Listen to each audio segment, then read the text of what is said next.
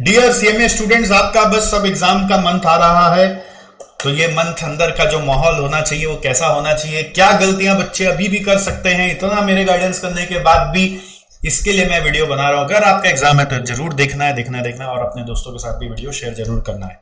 सबसे पहले अंदर का माहौल को ठीक करो। अंदर का माहौल में अगर दिमाग में भूसा भरा हुआ है तो उसको निकाल दो। तो कैसे पता चलेगा भूसा भरा हुआ है कि नहीं? वो डिपेंड करता है कि कितना देर पढ़ पा रहे हो। अगर पढ़ने का शक्ति कम हो रखा है, थोड़ा देर में थक जा रहे हो, थोड़ा देर में माइंड इधर उधर भाग रहा है, मतलब भूसा भरा हुआ है, तो उसको निकालना कैसे? सबसे पहले नया भूसा लेना बंद करो। नया भूसा लेना बंद कैसे करें? नया भूसा लेना बंद करें कैसे सर? भाई मोबाइल में फालतू का रील्स देखना बंद कर दो, ठीक है? कर ही दिए होंगे अभी तक। व्हाट्सएप स्टेटस चेक करना बंद कर दो, कर ही दिए होंगे अभी तक, नहीं किए तो करो। घर में कोई भी चीज में उलझो मत, कोई भी मैटर सेंटिमेंट्स में उलझो मत। खाना वाना जो मिले वही खा लो, ज्यादा उसको लेके चिखम चिल्ला चिल्ली ना करो। कोई घर में नॉइज हो रहा है जाके प्यार से समझाओ। अपने आप को इन्वॉल्व मत करो। इंडल्ज जितना करोगे भूसा भर जाएगा। एक बाहर से भूसा आता है, एक अंदर अंदर भूसा पैदा हो जाता है। तो ना अंदर से पैदा होने दीजिए, ना बाहर से डेटा लीजिए। तो इससे क्या होगा? माइंड खाली रहेगा। माइंड खाली रहेगा तो जो पढ़ोगे समझ में आएगा। और फोकस, सेकंड नंबर आ रहा है फोकस। पहला नंबर मैंने बोला नो भूसा, दूसरा नंबर मैं बोला फोकस। फोकस सिर्फ अपना पढ़ाई पे रखेंगे कि अगर मैं कुछ कर रहा हूं तो पढ़ाई के बारे में सोच रहा हूं। घर मतलब अगर एक जगह से उठ के दूसरा जगह जा रहा हूं तो माइंड में पढ़ाई चल रहा है। अगर रिलैक्स कर रहा हूं तो पढ़ाई चल रहा है, ठीक है? और फोकस मतलब होता है doing one thing at a time. अच्छा, जैसे अगर कॉस्ट पढ़े तो कॉस्ट पे ही फोकस होगा। कॉस्ट में अगर कॉन्ट्रैक्ट कॉस्टिंग पढ़े तो कॉन्ट्रैक्ट कॉस्टिंग पे ही फोकस होगा, ठीक है? लॉ पढ़ रहे हो तो लॉ पे ही फोकस होगा। तब लॉ पढ़ते पढ़ते कॉस्ट में माइंड अगर इधर उधर भागेगा तो फोकस नहीं होगा, वो भूसा हो जाएगा, ठीक है? फोकस मतलब doing one thing only at a time in your mind. Law पढ़ते पढ़ते अगर ये सोचो रिजल्ट का क्या होगा, मैं लिख पाऊंगा कि नहीं, दूसरा चैप्टर तीसरा चैप्टर, माइंड को ना इधर उधर भागने से रोकना है। सर कैसे रोके? यही तो नहीं रोक रहा है। अनुलोम विलोम नाम करके कुछ एक्सरसाइज सुने हो? इस नाक से टानने का, उस नाक से निकालने का, दिन में 50 बार करो, ठीक है? इससे फोकस बढ़ेगा। अभी बहुत ज्यादा जरूरी है आपके लिए। भंवरी प्राणायाम यूट्यूब में सर्च कर लो, उसको थोड़ा प्रैक्टिस करो, दिन में 4 बार करो, उससे फोकस बढ़ेगा। टाइम पे सो जाओ, सुबह जल्दी उठ के पढ़ो। रात भर पढ़ने के जगह सुबह 2 बजे 3 बजे उठ के पढ़ो, जल्दी सो जाओ, उससे फोकस बढ़ेगा। खाना जो खा रहे हो वो फ्रूट्स, सैलड्स, बॉइल्ड वेजिटेबल्स और थोड़ा लिमिटेड क्वांटिटी में खाओ। पेट भर के बहुत ज्यादा मत खाओ, थोड़ा क्वांटिटी कम कर दो, उससे फोकस बढ़ेगा, ठीक है? थोड़ा भले 4 बार 5 बार खा लो बट क्वांटिटी कम कर लो, फोकस उससे बढ़ेगा। तो फोकस बढ़ाने के लिए आपको अपना एक उपाय करना पड़ेगा। अर्जुन जो था ना, जिसको चैलेंज दिया गया था कि भाई घूमती हुई मछली को पानी में देखकर मारना है, बड़े बड़े राजा लोग नहीं कर पाए, तो उन्होंने फोकस किया था कि बुल्सआई में हिट करना है मेरे को, मछली का आंख पे मारना है और वो भी नीचे देखकर। उसके ऊपर भी प्रेशर आ सकता था कि कितने सारे राजा मध्य राजा लोग मुझे देख रहे हैं कि मैं ये कर पा रहा हूं कि नहीं। गुरु एक्सपेक्टेशन लगा रखा है, बड़ा भाई एक्सपेक्टेशन लगा रखा है, खुद से एक्सपेक्टेशन थी, कॉन्फिडेंस का जो भी। तो उस चीज को वो कंट्रोल करके, वो सारे भावनाओं को कंट्रोल करके, फोकस ही था कि मछली पे खाली निशाना लगाना है। तो वैसे ही आपको बुल्सआई यही है आपका कि मैं जो भी पढ़ रहा हूं ना वो पढ़ाई पे ही निशाना साधना, बस माइंड में और कुछ नहीं आने देना। अगर आ रहा है तो थोड़ा सा खड़े हो जाओ, डीप ब्रीदिंग करो, बैठ जाओ। प्रैक्टिस अभी से करोगे तो it will help you in the exam month. Next देखो, क्लासेस में इतना सारा पढ़ा था और रिवीजन में अपने आप कम हो गया, थोड़ा मार्किंग वार्किंग कर लिए। अब जब एग्जाम पीरियड आ रहा होता है ना, तो उस समय और कम करना है।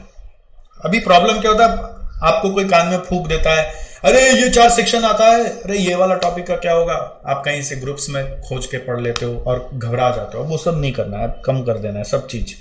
फोकस सिर्फ रखना है कि जो मेरा किया हुआ है मेरे को उसी पे ध्यान देना है। अब जब पढ़ने लगोगे तो पढ़ने का स्टाइल थोड़ा सा चेंज करना है। हेडिंग पढ़ना है, देखना है अंदर का याद है कि नहीं है, ये पॉइंट्स था, नहीं याद आया तो घबराना नहीं है, तो अभी भी टाइम है, जो पॉइंट मिस हो रहा है वो देख लेना है।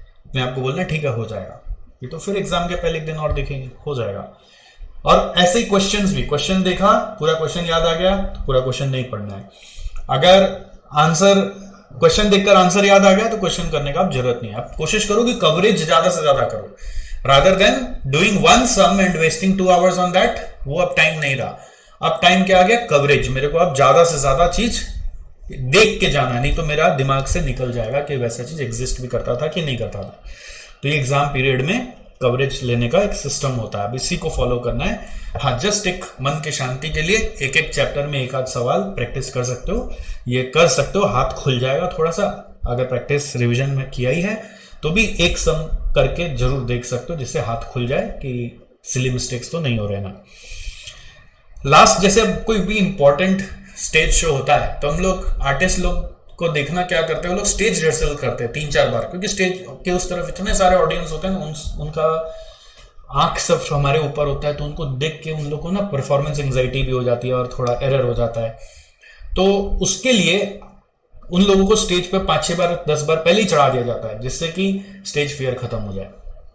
उसी तरह से आपको अपना एग्जाम फियर को खत्म करना पड़ेगा। हमने एग्जाम फियर को खत्म करवाने के लिए आप लोगों के लिए मॉक टेस्ट संग्राम सीरीज करवाया था, जिसमें मोर देन 500 स्टूडेंट्स पार्टिसिपेट किए थे सिर्फ सीएमए के।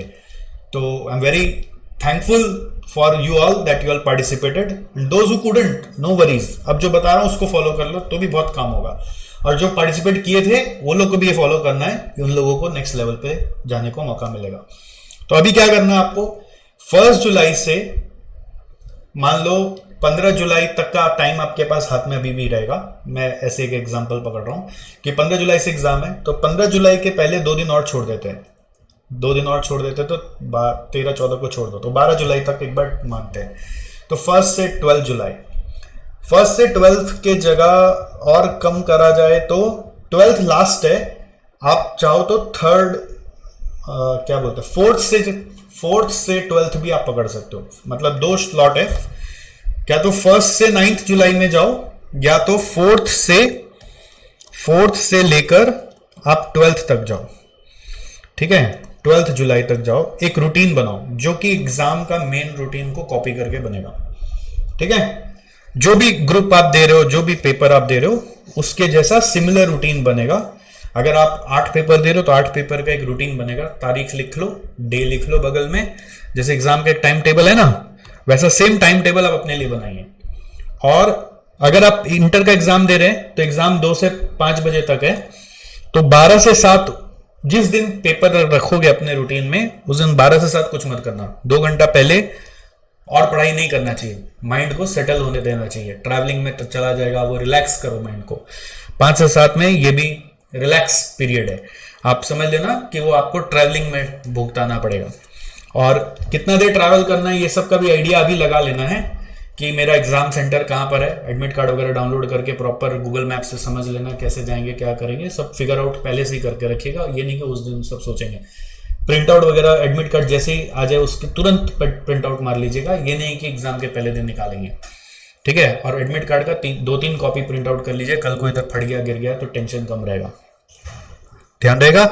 तो ये मैं बोलना चाह रहा हूं 12 से 7 का जो पीरियड है, ये 2 से 5 के 2 घंटा बाद 2 घंटा पहले। अगर आप फाइनल के स्टूडेंट हो तो 10 से 1 एग्जाम है, तो 2 घंटा पहले 2 घंटा बाद का पीरियड को छोड़ देना।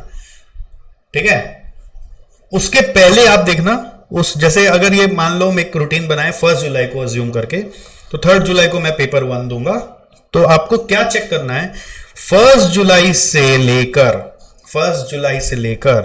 मान लो सुबह 6 बजे से लेकर, फॉर एग्जांपल 6 AM ऑनवर्ड्स या 4 AM ऑनवर्ड्स, जितना बजे भी आप सुबह उठ सकते हैं, अर्लीस्ट सुबह से ही पकड़ना है, मैं रात से नहीं पकड़ूंगा।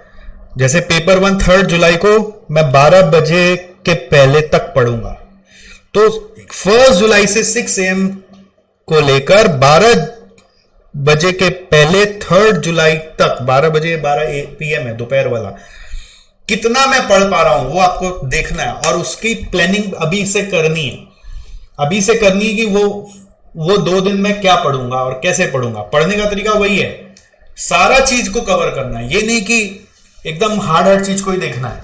सब इजी वाला को भी एक बार नजर से निकालना है कि ये क्वेश्चन था, अच्छा तो ये आंसर है। एमसीक्यू को भी नजर से निकालना है, प्लानिंग करना पड़ेगा। मतलब बेसिकली जो चीज आप अपना 15 जुलाई से सोच रखे थे, वो चीज अपने 1 जुलाई को लेकर आ रहे हैं, जिससे कि हम लोगों का एक स्टेज रिहर्सल हो जाए। ठीक है, फिर मान लो ये जो टाइम आएगा, इसमें बैठ के जो इंस्टीट्यूट से मॉडल क्वेश्चन पेपर या रिसेंट मॉक टेस्ट पेपर आए, उस पे फोकस करोगे। उसको बैठ के 3 घंटा अगर दे सकते हो तो बहुत ही अच्छा, नहीं तो रफली सॉल्व करके देखोगे कि कितना घंटा में ये सॉल्व हो रहा है। ठीक है, रफली मतलब बहुत ज्यादा वो नहीं कि सजा के पूरा 3 घंटा बैठना है, थोड़ा जल्दी जल्दी भी कर सकते हो, ये मेरा आइडिया है। ये टाइम पीरियड सिर्फ पेपर सॉल्विंग में जाएगा और पूरा फुल पेपर लोगे इसमें 100 मार्क्स का। ठीक है, जैसे कि आप एग्जाम हॉल में बैठ के पेपर दे रहे होते, तो देखना है कि यहां से यहां पे मैं कितना पढ़ा और यहाँ पे जो पेपर है वो देकर मैं कितना लिख पा रहा हूं। ओके, सिमिलरली 7 बजे बाद, अब जैसे एग्जाम देकर आ गए, मान लो 7 बजे घर आ गए, फाइनल वाले 3 बजे तक मान लेना अपने लिए, फिर उसके बाद से पढ़ाई करना वापस चालू करना है। ये नहीं कि 7 बजे बाद सो जाना है, सोने से नहीं होगा ये वाला एग्जाम हॉल। तो यहां से यहां तक में अब नेक्स्ट पेपर की तैयारी करनी है, समझ में आया? तो आपको उसकी प्लानिंग अभी सजानी है, ये मेहनत अभी करना है, और उसके बाद ये रूटीन सजाकर आपको अपना पढ़ाई करना है। थोड़ा हार्ड टास्क दे रहा हूं, मेरे को मालूम है, बट यही टास्क है आपका। यहां से यहां का ना, ये पूरा दिन का प्लानिंग नहीं होता है ना, तो ये दिन कटता नहीं, ये दिन आलतू फालतू चीजों में चला जाता है, फोकस डाइवर्ट हो जाता है। ये दिन का प्लानिंग बहुत इंपॉर्टेंट है। इस दिन की प्लानिंग के लिए हम लोगों ने रिवीजन में आपको बोला था, कई बार चिक चिक के बोला, समरी नोट्स बना लेना, लिस्ट ऑफ इंपॉर्टेंट क्वेश्चंस बना लेना। बट ठीक है, वो हो सकता है आपने बना ही लिया हो, नहीं बनाया तो बनाना पड़ेगा अभी बैठ के। समरी नोट्स अब जितना बना हुआ है, नहीं बना हुआ जुगाड़ करो। ठीक है, बनाने जाओगे तो बहुत टाइम चला जाएगा, ये भी एक इंपॉर्टेंट चीज है। नहीं बना होगा तो यहाँ पे टाइम बहुत फालतू का निकल जाएगा, तो जुगाड़ कर लो, कहीं से देखो कहीं से क्या क्या मिलता है, आप हो सके तो फटाफट बना लो जितना बन सकता है, एटलीस्ट इंपॉर्टेंट चैप्टर्स का तो बना ही लो। तो ये करके अब इसमें भी तो एक शेड्यूल लगाना पड़ेगा ना, कि मैं पहले कौन सा करूंगा, फिर कौन सा करूंगा, फिर कौन सा करूंगा। तो इसमें नॉर्मली रिकमेंडेशन होता है कि पहले आप प्रैक्टिकल हैवी चैप्टर्स कर लो, हैवी प्रैक्टिकल्स। ठीक है, सेकंड नंबर आपका हैवी प्रैक्टिकल्स या हैवी चैप्टर्स को पहले कर लो, क्योंकि लास्ट में ना हैवी चैप्टर होता ही नहीं। स्टार्ट करते तो हैवी चैप्टर में धक्का लग जाता है, जो बड़ा बड़ा वॉल्यूम वाला चैप्टर है। सेकंड में फिर आप छोटा छोटा चैप्टर करो, और थर्ड में फिर थ्योरी और एमसीक्यूज करो। ये एक अरेंजमेंट होता है। अब आपको अपना डिवाइड करना पड़ेगा अपने सब्जेक्ट वाइज, कि मैं क्या क्या यहाँ पे किस सीक्वेंस में करूंगा। सब्जेक्ट वाइज असेसमेंट करके, ये पीरियड को यूटिलाइज करके, इसका एक सिमुलेशन करके देखो। 8 दिन जैसे ही खत्म होगा ना, गारंटी आपको पता चल जाएगा इस बार एग्जाम मेरा होने वाला है। आप में इतना कॉन्फिडेंस भर जाएगा कूट कूट के। और फिर जैसे ही ये खत्म होगा, उसके बाद पहला एग्जाम के लिए मैं रिकमेंड करता हूं कि एक दिन हाथ में ज्यादा रखना, कि पहला अच्छा जाता है सब अच्छा जाता है, ऐसा महसूस होता ही है। उसके बाद फिर यही रूटीन कॉपी पेस्ट हो जाएगा। जो चीज यहां कर पाए थे वो आपको और इजी लगेगा, और जो चीज नहीं कर पाए थे उसके लिए एक ट्रायल हो गया, तो एहसास हो गया कि कहाँ कहाँ अभी भी दिक्कत हो रही है, तो उस समय उस चीज पे फोकस बढ़ा लेना, थोड़ा सा काम हो जाएगा। तो इतना सही एडवाइस देने आया था मैं आपको। मुझे लगता है कि आप इसको इम्प्लीमेंट करेंगे तो आपको बहुत फायदा होने वाला है। हम लोग जब से स्टूडेंट थे तब से हम लोग ये सब करते थे, और पता है हम लोग के टाइम रिजल्ट और खराब होता था, 1% 1.5% होता था।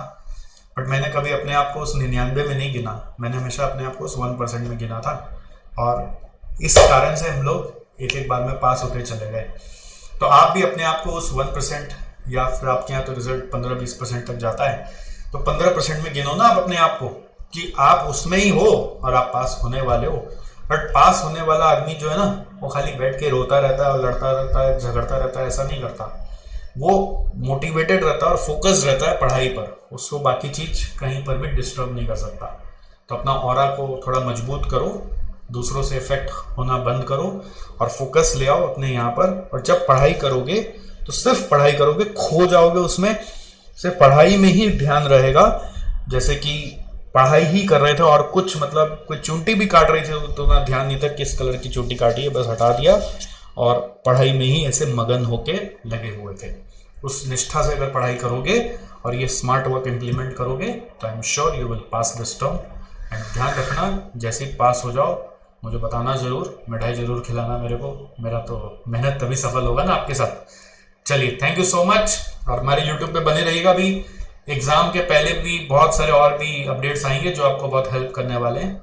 यूट्यूब का भी एक टाइम डेडिकेट कर लो कि इसी टाइम पे देखना है, जब तक यूट्यूब देखने बीच में पढ़ाई को छोड़ के इधर उधर मत भागना कि यूट्यूब देख लेते हैं। पढ़ाई पे फोकस रखो, जब ब्रेक टाइम हो तो मोटिवेटेड रहने के लिए, टच रहने के लिए यूट्यूब देखना, हर समय इधर उधर यूट्यूब वगैरह मत देखो। चलो बाय बाय।